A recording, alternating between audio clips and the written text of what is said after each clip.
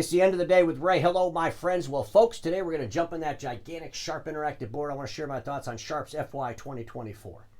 In preparation for today's episode, I reached out to the Sharp robot. I said, Robohan, let's talk about FY2024. The phone went quiet for a second, and then all of a sudden the robot started screaming. I believe he was swearing in a foreign language, and littered through those foreign swear words coming out of that robot's mouth, I could hear device business. It's safe to say that the Sharp robot was not excited about the device business unit over at Sharp. The robot did go on to say that things are getting better. The factory in Saki, the things that Sharp has to do to fix that device business, they're doing. They're progressing. And the robot assured me that it wouldn't be long before Sharp as a conglomerate was delivering exceptional operating profit. But the robot wanted to make me aware that Smart Office is killing it. He said, make sure you congratulate Smart Office at the beginning of the episode. Congratulations, Smart Office. The robot also wanted me to remind all those friends of mine that are selling products and services to businesses to help those businesses navigate information that Sharp's got more of those products than anybody you could do business with. The robot was pretty passionate about that. I mean, look, Robohan loves Sharp, obviously. He's a Sharp robot. But he wanted to make sure everybody knew that Sharp does have MFPs and collaboration displays and SnapX applications and Dynabook laptops and digital presses and displays and projectors. They got it all. They got all the things that businesses need to navigate information. Ladies and gentlemen, at the end of today's episode, I'm going to share some quick thoughts on the consolidation of manufacturing. I used to have a certain thought around Sharp in the consolidation of manufacturing. I'm changing that thinking. I want to share that at the end of today's episode. So let's just jump right in there and look at the numbers. The top line revenue for Sharp for FY 2024 was $14.5 billion. They had an operating profit of $183.8 million, or 1.3%. Yes, that's not good. So let me go ahead and circle the 1.3% in red.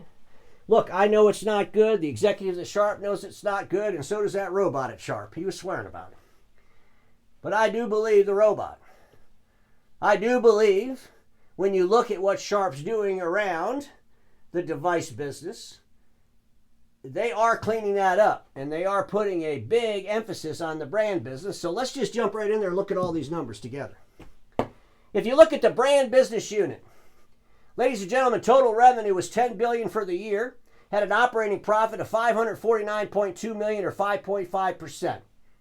If you look at Smart Office, which lives in the brand business, had a top line revenue of $4.6 billion, a 17% increase in Smart Office. And we all know the Smart Offices, that's where all those products live, that Sharp sells dealers to help dealers help their end users navigate information, right?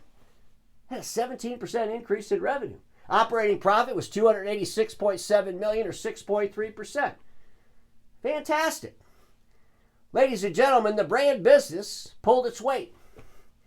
All the units within the brand business pulled their weight. Now let's talk about this device business. And I know a lot of people don't want to talk too long about it because it is a pain in the butt for Sharp. There's no doubt about it. The display device, $272.6 million loss, 8% loss on revenue of $3.4 billion. If you look at the electronic device, $38.4 million operating profit, 2.8% on the $1.4 billion in revenue. But folks, $4.8 billion in revenue in device business with an operating profit loss of $234.2 million, 4.9%. But because the brand business and all those units within the brand business did their jobs, the company ended up with $183.8 million operating profit at 1.3%. And obviously, Sharp, they just got to fix this, right? They got to fix this business, and the quicker you can fix it, the better. And I believe they're on the right track in doing that. But again, congratulations, Smart Office. I wanted to look at Smart Office and see what's going good. Why are they having sales increases? Let me just read this to you. PC sales grew significantly due to strong performance of premium mobile models for enterprise customers amid a surge in demand stemming from the end of Windows 10 support. So I have to ask all of my dealer friends, Are y'all selling the Dynabook? And if you're not, why the hell not? I mean, we're going to have the largest computer refresh in probably history based on this Windows 10 support ending. And folks, we all know there's a lot of geopolitical events going on. Dynabook is a Sharp-owned company. Lenovo, they sell PCs. They're also owned by the Chinese Communist Party, okay? So if you don't think there's going to be issues with that, just like there was with 9-Star, I believe that day's coming soon. And I believe IT providers, I believe all my friends in the print sector that are selling IT services or selling compute products should seriously be talking to Sharp around the Dynabook. It's a great product, and we got one of the largest overhauls of PCs in the history of the world going to happen. So please, get involved in that. If you look at the impairment charge, Sharp had $365.4 million. They also had business restructuring expenses of $199.2 million.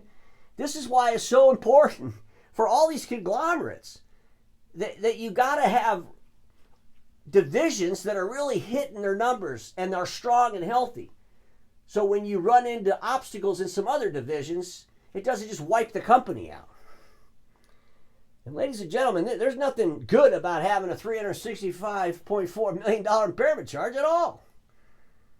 But they're aware of it, they're doing something about it, and it's not weighting down the whole damn company like we see with some other folks out there. Sharp talks about their structural reform in 2024, 2025 through 2027, the regrowth, 2028, the leap. They see themselves changing things, putting more emphasis in the brand business, and they are going to put more emphasis in that brand business. And folks, I'm telling you right now, Sharp has some great products in the brand business. And you know, not just the smart office, but the universal network, also smart life and energy, the appliance business they have.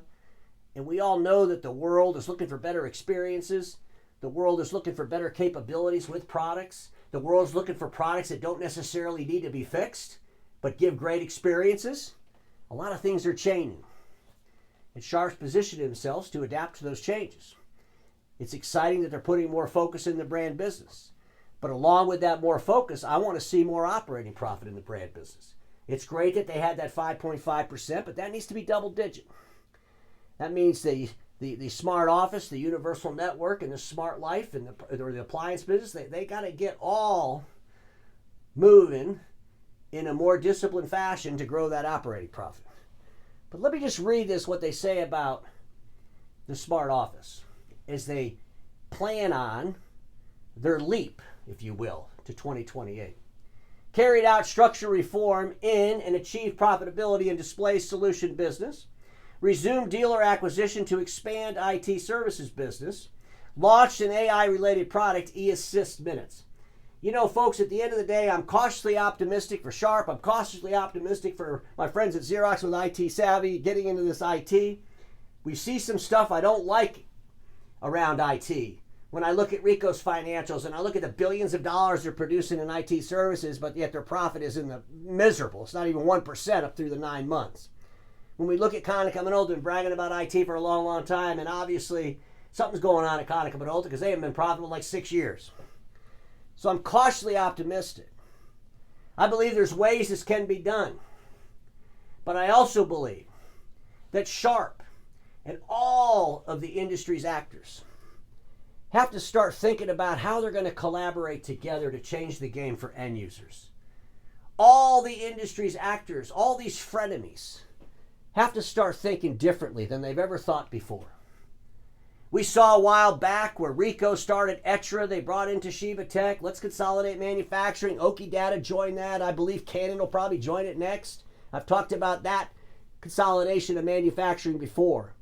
But folks, when I think about Sharp, and I think about these other logos you see here on the table, you know, back in May of 2024, when I did the episode on the consolidation of printer MFP manufacturing, I knew that this is going to be a challenge. This was going to be things that people can't even get their head around.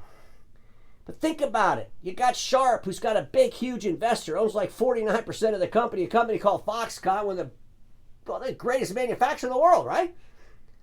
You got Kyocera, a well-disciplined run company that has great inkjet technology in that production print space, right? You got Fujifilm that's been making some pretty good products in the industrial space, in the graphics communication space. Now they're in the MFP space. They want to run around and build a platform to sell MFPs to businesses. You got our friends at Rizzo. Rizzo has some great inkjet technology, fantastic technology. We got Xerox, not really a manufacturer, but they just bought Lexmark.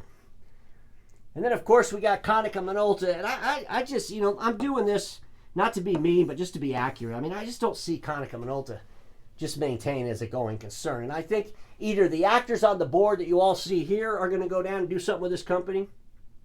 But let's just do a what if. What if Sharp in the middle of the night figured out a way to take out Konica Minolta? What if they got together with Foxconn and they bought Konica Minolta? Wouldn't that be bold? That'd be shocking, wouldn't it? It would give them distribution. They'd have to clean up that all-covered IT mess here in the United States, I'm pretty sure, right? We all pretty sure that's kind of a mess. But folks, it's going to take that kind of boldness. When Xerox bought Lexmark, that was bold. Because all these actors could have done it. Xerox did it. Xerox being the largest dealer in the world, can they benefit by having an equity position in a manufacturing group? Could they leverage Lexmark's manufacturing to get the equity in a consolidated manufacturing group? I think they could. Ladies and gentlemen, I don't know who's going to start the competitor to Etra, but I believe that anybody on that board right there can do it. The question is, who the hell is going to do it? We know it's not going to be Konica. Konica will fall victim. Will fall victim to the boldness of others. Sharp, can you do it? Kyocera, Fujifilm, Rizzo? Something's going to happen because we all know this. Status quo is the killer of all that'll be invented. Don't get stuck there, and I'll see you all tomorrow.